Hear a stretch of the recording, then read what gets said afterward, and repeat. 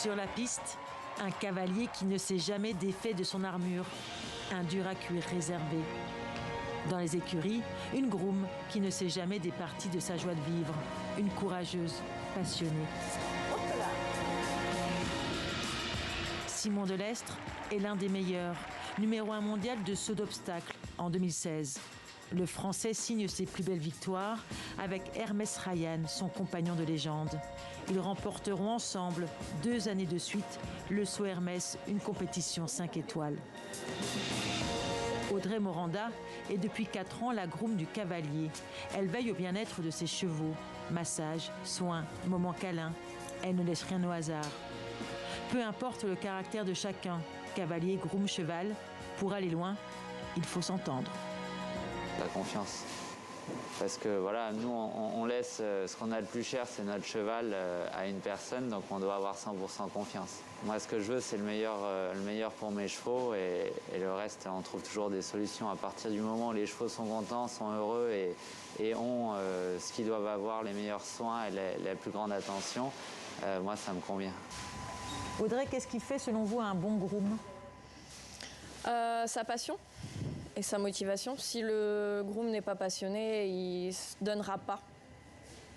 Il ne se donnera pas dans son métier et il ne s'occupera pas entièrement de ses chevaux. Il y aura toujours des choses qui passeront au travers. Il peut le ressentir, ça, le cheval ? Ces petits manques ? Oui. S'il y a des habitudes qui ne sont pas, respectées, le cheval va le sentir. Ça peut tout changer. Vous n'êtes pas jaloux ? Jaloux ? De l'attention portée par le groom à vos chevaux ? Non, parce qu'on n'a pas du tout la même relation. Elle a une relation avec le cheval à pied, moi j'ai une relation avec le cheval quand je suis dessus.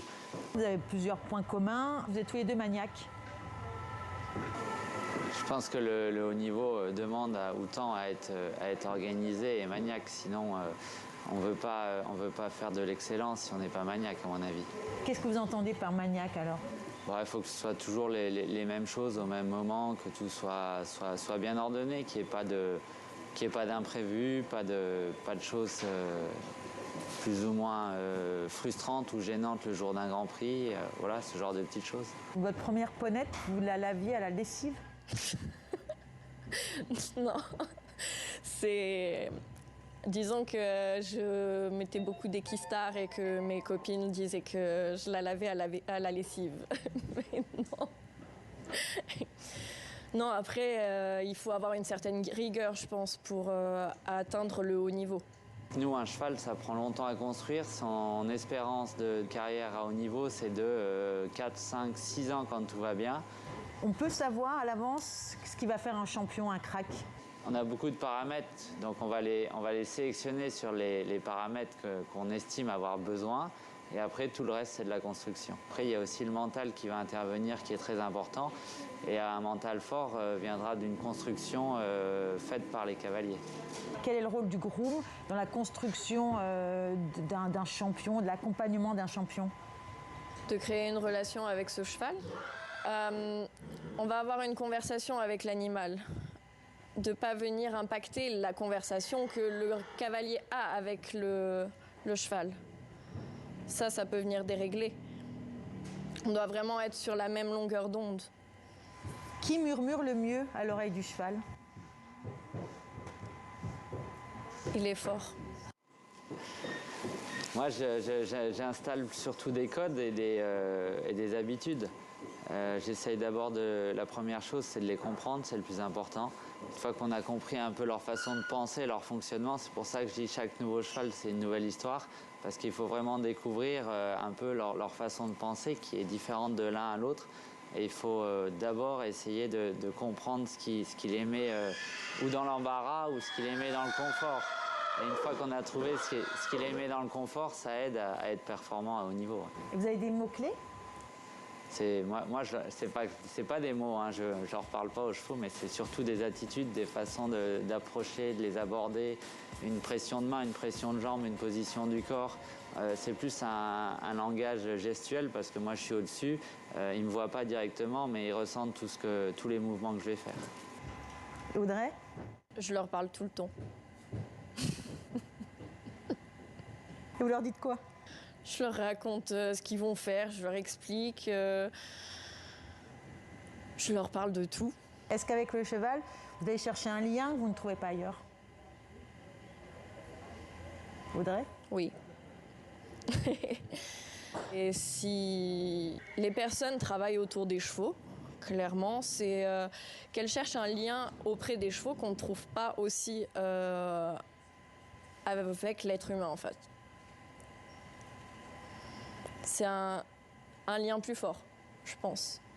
Disons que le cheval, il va être vrai. Il va pas chercher à mentir ou à cacher ses émotions. Il a des émotions qui vont être vraies et sincères. Il n'y a pas de filtre. Exactement. Vous pensez la même chose? Moi, j'ai une relation différente. Moi, j'ai une relation sportive. Comme je dis toujours, eux, ils sont mes jambes. Donc, c'est une relation vraiment de confiance. Quand vraiment ils viennent au niveau que j'ai pu avoir avec Hermès Ryan, là où vraiment lui il était capable d'anticiper ce que je pensais avant que je le demande. Donc quand on arrive à ce stade de complicité, c'est quelque chose de très fusionnel, qu'on ne fait plus qu'un. Comme un centaure. Vraiment, lui, c'est mes jambes. C'est rare? C'est pas rare, mais c'est des années de complicité. Hermès Ryan, il est parti à la retraite. Ryan, il compte énormément pour moi et forcément, j'ai toujours un peu un pincement au cœur quand je pars au concours sans lui parce qu'il boude quand même dans son box. Et quand il regarde le camion partir, souvent qu'il le suit. Mais bon, il était temps aussi pour lui, c'était le respecter que de le mettre à la retraite à ce moment-là. C'est vraiment un crack parmi les cracks. Et en contrepartie, voilà, on a essayé de toujours faire le maximum de ce qu'on pouvait pour lui.